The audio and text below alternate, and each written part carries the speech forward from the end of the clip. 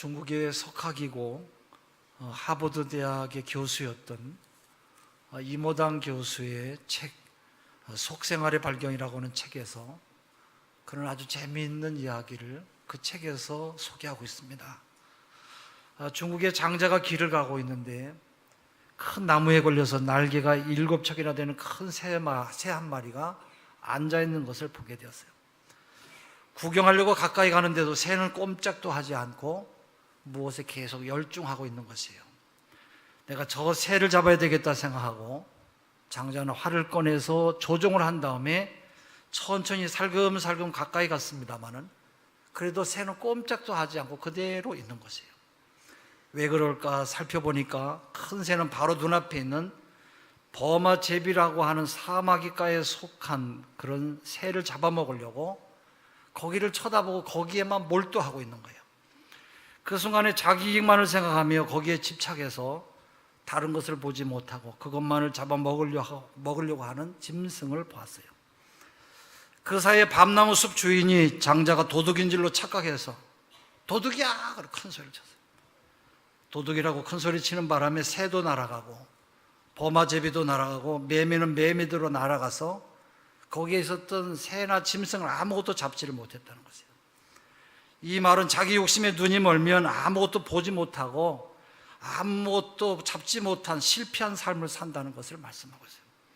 사람은 무엇을 보고 무엇에 관심을 가지고 사느냐에 따라서 그 사람의 삶의 존재와 삶의 가치와 의미를 알게 되는 것이에요. 우리 사람의 눈은 카메라의 렌즈와 같아서 좋은 경치나 그림을 보고 마음이라고는 필름에 담아 놓으면 그것이 우리의 마음에 깊이 간직되면서 우리의 삶이 그대로 나타납니다마는 그런 항상 지저분한 내용으로 가득 찬 주간지나 아니면 인터넷, 폭력이나 살인, 음란물 같은 것을 마음에 담으면 우리의 마음에도 역시 온갖 추하고 더러운 마음, 더러운 것으로 내 마음이 담겨져 있다가 마침내는 그것이 우리의 삶 속에 그대로 나타난다는 것이에요. 그렇기 때문에 사람이 선한 것에 관심을 가지면 선한 사람이 되고 악한 것에 관심을 가지면 결국 악한 사람으로 살 수밖에 없는 것이에요. 마귀는 오늘도 우리 사람의 눈에 욕심을 따라 살도록 끊임없이 사람을 유혹하고 또 그것을 따라 살아가도록 계속해서 우리를 그렇게 끌고 가는 것이에요. 태초에 하나님은 하늘과 땅과 모든 동식물을 창조한 다음에 아담과 하와에게 말씀하셨어요. 이 모든 것을 너희가 다스리고 다 먹으라 말씀하시면서 한 가지, 동산 중앙에 있는 선악을 알게 하는 나무의 실과는 절대로 먹지 말라고 명령하셨어요. 그것을 먹는 날에는 너희가 죽을 것이라고 말씀하셨지만 마귀는 바로 아담에게 찾아와서 그것은 먹어도 된다고 속삭였어요. 하나님은 먹으면 안 된다고, 먹으면 죽는다고 말씀하셨는데 바로 마귀는 아니라고, 먹어도 된다고 바로 아담과 하와의 마음속에 계속해서 속삭인 것이에요. 하와가 선악과를 보니까 먹음직했어요. 여자가 그 나무를 본 적 먹음직도 하고 보암직도 하고 지혜롭게 할 만큼 탐스럽게도 한 나무인지라. 여자가 그 실과를 따먹고 자기와 함께한 남편에게도 주며 그도 먹은지라. 그렇게 말하고 있어요. 하와는 선악과를 단 한 번만 보고 따먹은 것이 아닐 것이에요. 마귀의 유혹을 받은 다음에 처음에는 선악과를 보고 고개를 절레절레 흔들면서 아니야, 하나님께서 그 맛인 열매이기 때문에 먹으면 안 된다고 하면서 아마 돌아섰을 것이에요. 그러나 쳐다보면 쳐다볼수록 처음 바라볼 때는 먹음직했는데 그 다음에 보니까 보암직하고 그 다음엔 지혜롭게 할 만큼 탐스러워 보였어요. 결국 아담과 하와는 유혹을 이기지 못하고 선악과를 따먹으면서 하나님으로부터 버림받는 타락의 사람으로 살게 된 것이에요. 그렇기 때문에 우리들이 보는 것을 잘 봐야 돼요. 하나님은 우리들에게 무엇을 바라보며 살라고 말씀하십니까? 본문에는 위의 것을 찾아라 그렇게 말씀하세요. 성경이 우리에게 계속해서 말씀하시는 것은 위의 것을 찾고 위를 보며 살라는 것이에요. 하나님은 우리 인생을 위에서 살피시고 감찰하시고 졸지도 않고 주무시지도 않고 불꽃 같은 눈동자로 우리를 보고 계시다고 말씀하세요. 위를 보며 살아라, 위에 계신 하나님을 보며 살아야 된다고 말씀하시는데 마귀는 아니라는 거예요. 땅을 보면서 살아야지 위를 보면 안 된다고 그렇게 속삭이고 있어요. 성경은 위를 보는 인생과 땅의 것만 쳐다보는 그런 쳐다보며 살아가는 인생에 대해서 말씀하고 있어요. 어떤 처녀와 총각이 결혼하기 전에 맞선을 봤대요. 소개가 끝난 다음에 양쪽이 인사를 하고 중매한 사람들은 다 돌아갔어요. 둘이만 남았어요. 처녀가 총각에게 물었어요. 길을 건너게 되었을 때 앞에 육교와 지하도가 있으면 어디로 건널 것입니까? 총각은 육교라고 대답했어요. 두 사람은 얼마 후에 결혼을 했어요. 그 후에 신랑이 된 총각이 아내가 자기가 결혼하기 전에 물었던 것이 의문이 돼서 왜 그렇게 물었냐고 말했어요. 그때 내가 지하도라고 대답했더라면 내가 어떻게 하려고 했습니까? 신부가 된 처녀가 대답했어요. 나는 결혼하지 않았을 것입니다. 처음에 내려가기 쉽다고 내려가면 나중에 올라오기는 더 어렵기 때문이고 젊은 시절에 내려가기 좋아하면 늙어서는 올라올 수 없기 때문에 나는 당신을 선택하지 않았을 것입니다. 대답했어요. 아주 예수를 잘 믿는 처녀 같아요. 어떻게 이렇게 지혜롭게 말을 잘하는지 알 수가 없어요. 올라가는 것보다 내려가는 것이 쉬워 보여요. 그래서 많은 사람들이 내려가는 것을 먼저 선택합니다만은 정작 대부분의 사람들은 올라가야 될 때 올라가지 못하고 주저앉고 또 어떤 사람들은 엄청난 대가를 지불하면서 그 어려움을 겪게 되는 것이에요. 구약성경 룻기서를 보면 첫 장에 땅만 바라보며 사는 인생에 대해서 말씀을 해요. 베들레헴에 나옴이라고 하는 여자가 있었는데 베들레헴인 떡집이라고 하는 뜻으로 예수님이 태어나신 유대 땅을 말해요. 바로 유대 땅에 바로 하나님의 은혜가 머무는 곳으로 하나님이 복 주시기로 약속한 그런 땅이에요. 근데 이상하게도 하나님이 복 주기로 약속한 땅에 흉년이 들었어요. 예수 믿고 하나님의 자녀가 되면 영적으로 세상적으로 복을 받습니다. 이게 하나님의 약속이에요. 그러나 하나님은 무조건 복을 주시지 아니하고 때때로 우리를 시험하실 때가 있어요. 더 강한 믿음의 사람으로, 더 큰 축복의 사람으로, 더 큰 사명의 사람으로 만들기 위해서 연단하실 때가 있어요. 물질적으로도 그럴 때가 있고 환경적으로도 그럴 때가 있어요. 이럴 때도 큰 복을 받을 사람은 하나님께서 내게 복을 주시려고 이런 내게 시험을 주시는구나, 하나님께서 연단하시는구나 깨닫고 더욱 하나님의 말씀대로 살려고 애를 씁니다마는 그렇지 않은 사람들도 있어요. 아브라함은 그럴 때마다 하나님께서 내게 은혜를 주시려고 하는구나, 결국 그렇게 따라갔어요. 하나님께서 아브라함에게 믿음의 조상이 되게 하시려고 아들 이삭을 제물로 드리라고 하실 때도, 시험하실 때도 보통 사람 같으면 뭐라고 그랬겠어요?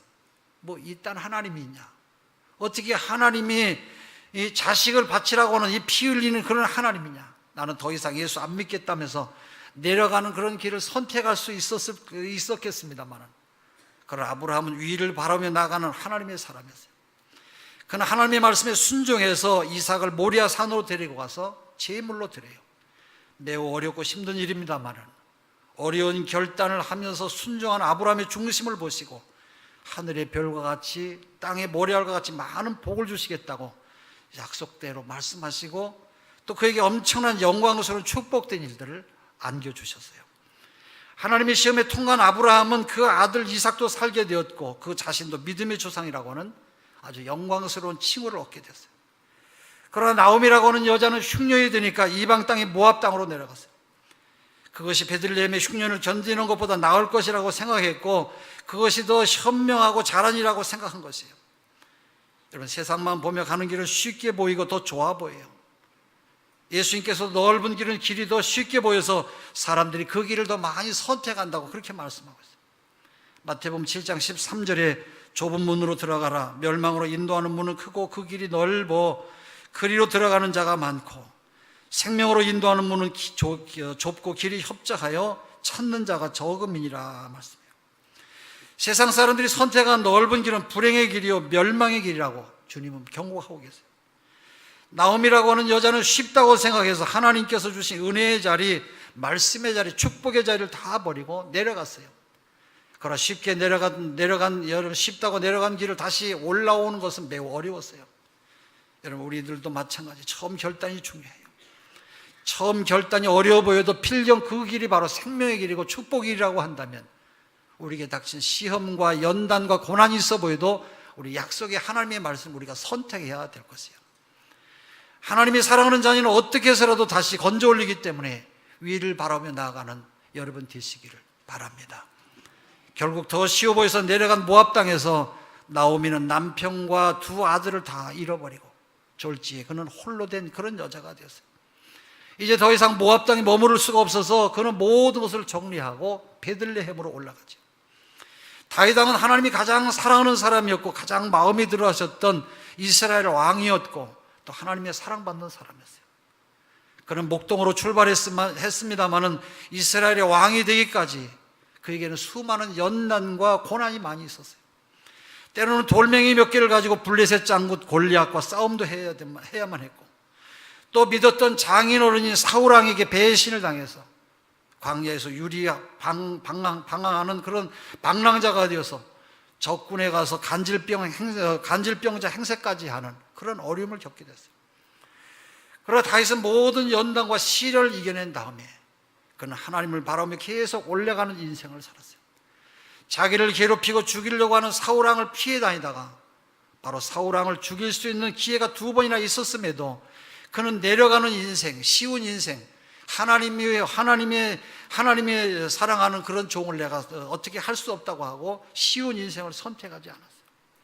하나님은 부하게도 하시고 가난하게도 하시고 높이기도 하시고 낮추기도 하시는 모든 역사와 인생의 주인 되신 것을 그는 믿었기 때문인 것이에요. 그는 시편 121편에서 예루살렘 성전에 올라가며 하나님을 찬양했어요. 내가 산을 향하여 눈을 들리라. 나의 도움이 어디서 올꼬? 나의 도움이 천지를 지으신 여호와께서로다. 여호와께서 너를 실족지 않게 하시며 너를 지키시는 자가 졸지 아니하시리로다. 이스라엘을 지키는 자는 졸지도 아니하고 주무시지도 아니하시도다. 여호와는 너를 지키시는 자라. 여호와께서 내 우편에서 네 그늘이 되시나니 낮의 해가 너를 상치 아니하며 밤의 달도 너를 해치 아니하리로다. 여호와께서 너를 지켜 모든 환난을 면케 하시며 또 내 영혼을 지키시리로다. 여호와께서 너의 출입을 지금부터 영원까지 지키시리로다. 할렐루야. 다윗은 방랑자였고 도망자가 된 신세였습니다만 한 번도 자기 자신에게 눈을 뗀 적이 없으신 그 하나님, 바로 이방인의 대적 앞에서 미친 짓을 할 때도 그의 생명을 보존하신 그 하나님을 그는 신실하게 믿었어요. 끊임없이 하나님의 선하신 법을 선택하며 위를 바라보며 나아갈 때 하나님께서는 결국 그를 이스라엘의 왕으로 그를 높이 세우셨어요. 할렐루야. 다윗이 왕이 된 다음에 어느 날 오후에 그는 궁궐의 옥상 위를 거닐다가 아름다운 여인이 목욕하는 것을 보고 그를 불러들여서 신하의 부인인 밧세바를 범하게 되죠. 그 다윗 왕은 자기의 죄를 감추기 위해서 그녀의 남편을 전쟁터에서 죽게 했고 그 여인을 공공연하게 불러들여서 자기의 첩으로 삼았어요. 끝까지 올라가야만 했던 다윗의 인생은 여기서 내리막길을 걷게 됐어요. 이렇게 저지른 한 번에 피 흘린 죄의 대가는 너무 컸어요. 하나님은 그의 후대에 피의 복수가 이어지게 될 것이라고 말씀하셨어요. 여인의 소생이었던 첫 번째 아이가 병들어서 죽었어요. 무지한 자의 피를 흘린 그에게 하나님은 성전 건축을 허락하지 않으셨어요. 아들 압살롬의 배신으로 예루살렘 궁정에서 맨발로 도망쳐 나오는 아주 비참한 그런 신세가 되었어요. 사랑하는 우리 성도 여러분, 위를 바라보시며 끝까지 하나님을 향해서 나아가는 여러분 되시기를 바랍니다. 내려가면 실패해요. 악한 마귀는 나오미를 내려가게 했고 신실한 다윗 왕마저도 함께 내려가게 했어요. 다윗 왕을 무너뜨린 마귀는 오늘도 우리를 향해서 죄의 화살을 겨누고 있음을 여러분 잊지 마시기를 바랍니다. 마귀는 오늘도 끊임없이 우리를 공격하고 있기 때문에 성경은 뭐라고 말씀합니까? 베드로전서 5장 8절 근신하라 깨어라 너희 대적 마귀가 우는 사자같이 두루다니며 삼킬 자를 찾나니 너희는 믿음을 굳게 하라 세상에 있는 너희 형제들도 동일한 고난을 당하는 줄 알미니라 말씀하세요. 예수를 믿고 하나님의 자녀가 되었어도 고난이 올 수가 있고 시험이 올 수가 있어요. 때로는 연단받을 때가 있는데 마귀는 바로 이때 이 틈을 노리는 것이에요. 이때 우리는 오르막길이 힘들다고 주저앉아서 바로 내리막길을 선택하면 내려갈 때는 쉬울지 몰라도 다시 올라가려면 몇 갑절로 힘들게 만드는 것이에요. 그러므로 오늘 주님께서는 위를 바라보며 나아가는 인생에게 그 길을 계속해서 오를 수 있는 두 가지 길을 우리에게 말씀하고 있어요. 그 하나는 찾으래요. 우리 골로새서 3장 1절의 말씀을 읽었습니다만 우리 같이 한번 또 읽어보겠습니다. 골로새서 3장 1절입니다. 같이 읽습니다. 시작.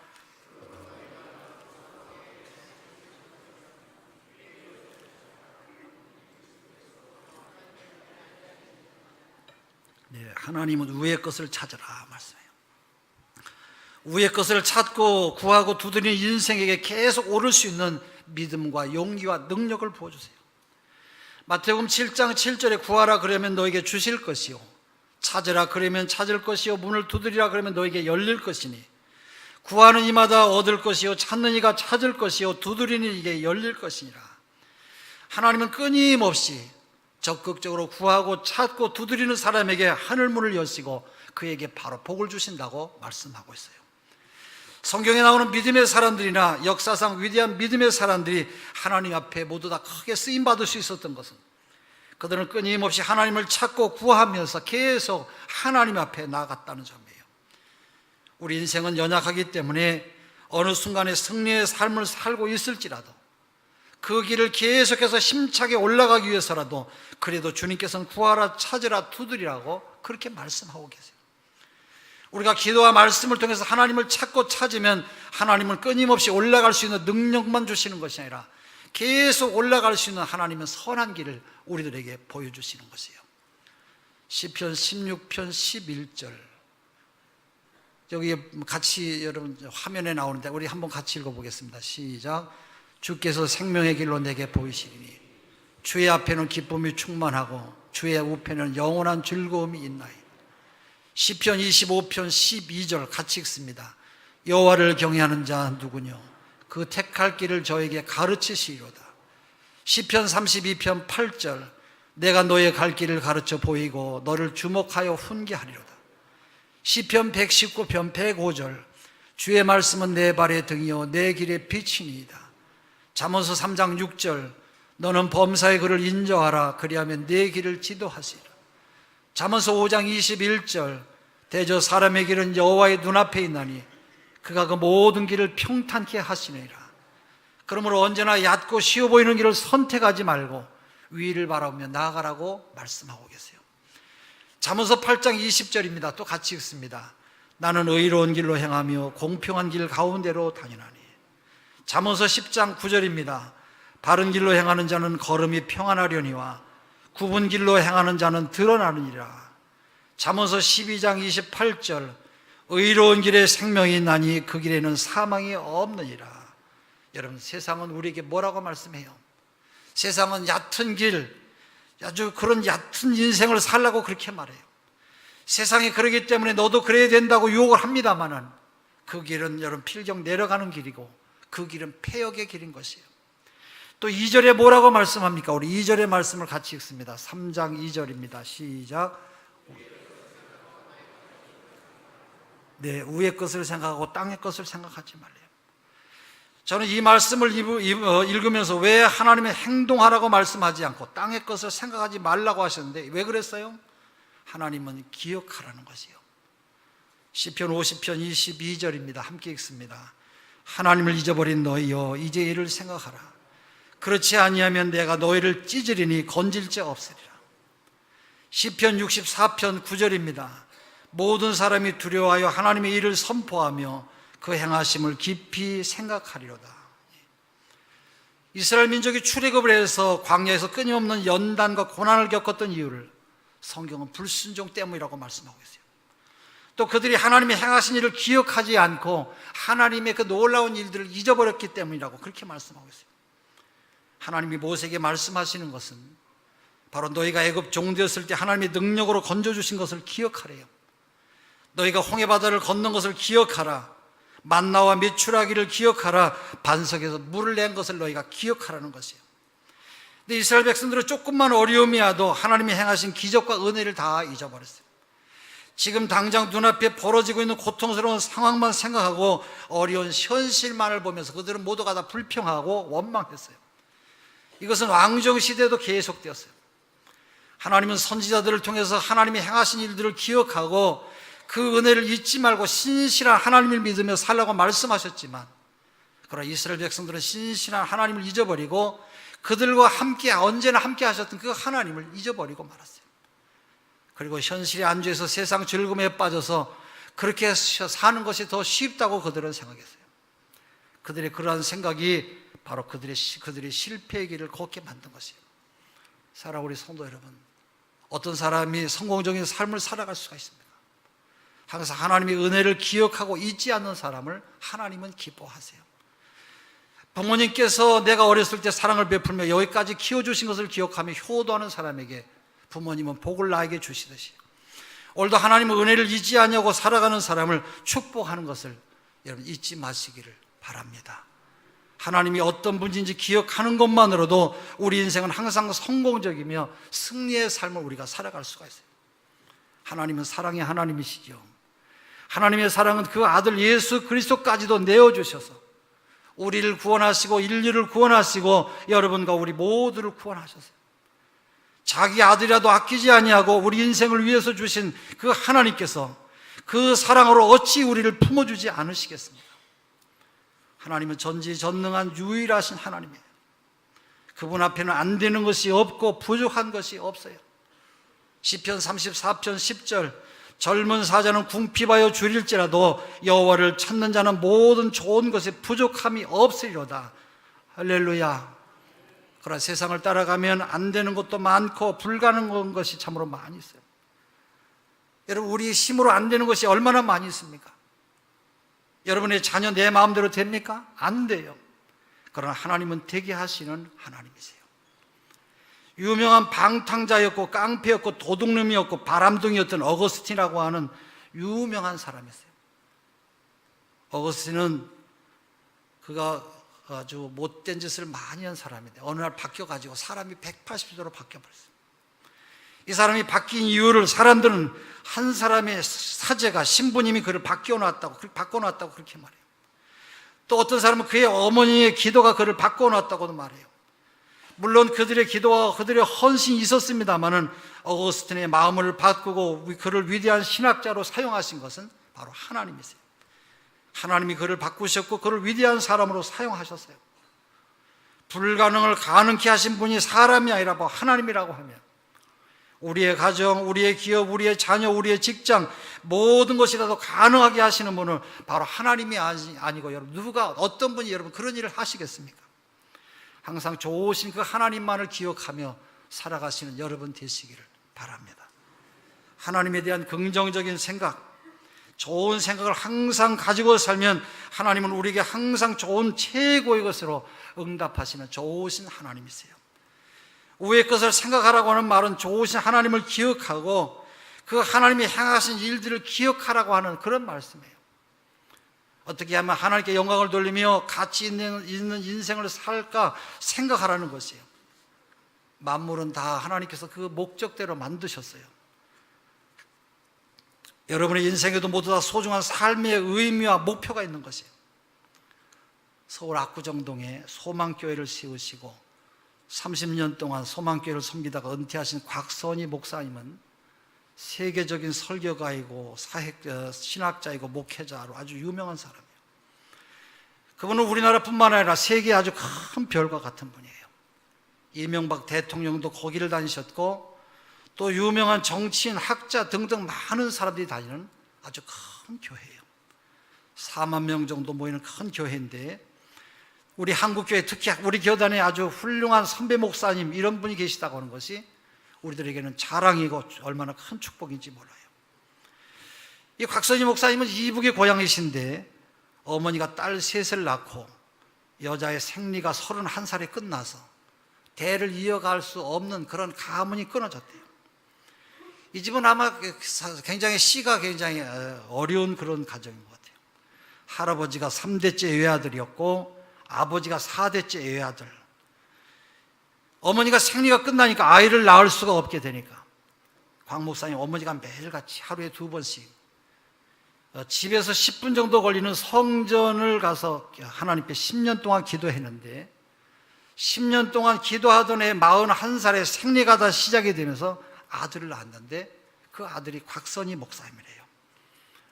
아버지가 6.25 전쟁 때 인민군이 보는 그런 가족들이 보는 앞에서 그 아버지를 예수 믿는 반동분자라고 하면서 총으로 쏴 죽이는 것을 보고 어머니가 기절했지요. 얘야, 너도 언제 죽을지 모르니까 빨리 도망쳐라. 그래서 어머니가 쓰던 성경책을 가지고 그 길로 집을 떠나서 밤을 지새우면서 산에서 나무로 피난오면서 20살 때 온갖 세상의 고난과 어려움을 다 겪으면서 고생하면서 살게 되는데, 그분은 언제나 하나님 의지하고 살아서 나중에는 유학도 가서 미국에서 박사학위를 받고 지금 우리나라에는 큰 세계적인 그런 목사님으로 만드셨는데, 그 모든 것이 어디에서부터 일어났냐? 하나님 의지하고 살은 그 믿음. 할렐루야. 이 강 목사님은 이런 말씀을 하셨어요. 나는 오늘까지 누구에게 손 내밀어서 돈 빌려달라고 해본 적이 없고, 공부하며 그렇게 고생을 많이 했지만 누구에게 도움을 요청해 본 적이 한 번도 없다는 것이에요. 나를 이렇게 만드신 분이 바로 우리 하나님이라는 것이에요. 할렐루야. 이 세상 만물 가운데 가장 잘 만들어진 것이 어떤 것이에요? 사람이에요. 사람만큼 완벽한 작품도 없고 사람만큼 귀한 존재도 없어요. 사람이 무엇을 생각하고 무엇을 바라며 사느냐에 따라서 그 인생의 삶의 가치가 달라지고 귀한 인생이 될 수도 있고 천한 인생이 될 수도 있는 것이에요. 이렇게 존귀하게 지음받은 인생은 위에 계신 하나님을 바라보며 그 하나님의 영광을, 하나님께 영광을 돌리며 살아갈 때 그 인생이 가치가 있고 존귀한 인생이 되는 것이에요. 그러나 가장 어리석은 사람은 어떤 사람이에요? 가장 어리석은 사람은 지금도 설교 들으면서 하나님이 없다고 생각하는 그런 사람이에요. 여러분, 주인도 몰라보는 인생은 이미 가치를 잃어버린 그런 존재예요. 그러나 하나님을 생각하고 위를 바라보며 하나님께 영광을 돌리는 삶을 계획하며 살아갈 인생의 가치는 가장 존귀한 사람으로 살게 되는 것이에요. 여러분 모두가 다 그런 사람들이 여러분 가문이 되시고 여러분의 가정이 되시기를 주의 이름으로 축원합니다. 기도합니다. 하나님 아버지, 감사합니다. 우리 모두가 하나님 앞에서 위를 바라보며 살아가는 믿음의 사람들 되게 하여 주시옵소서. 주께서 세워주신 이 땅에서 항상 그리스도를 전하며 또 하나님께 감사하며 주의 뜻을 이루며 살아가는 믿음의 사람들 되게 하여 주시옵소서. 무도에도 하나님 건강을 지켜주시고 하나님의 거룩한 영광이 저들의 가정과 삶 속에 날마다 나타나게 하여 주시옵소서. 예수 그리스도 이름으로 기도합니다.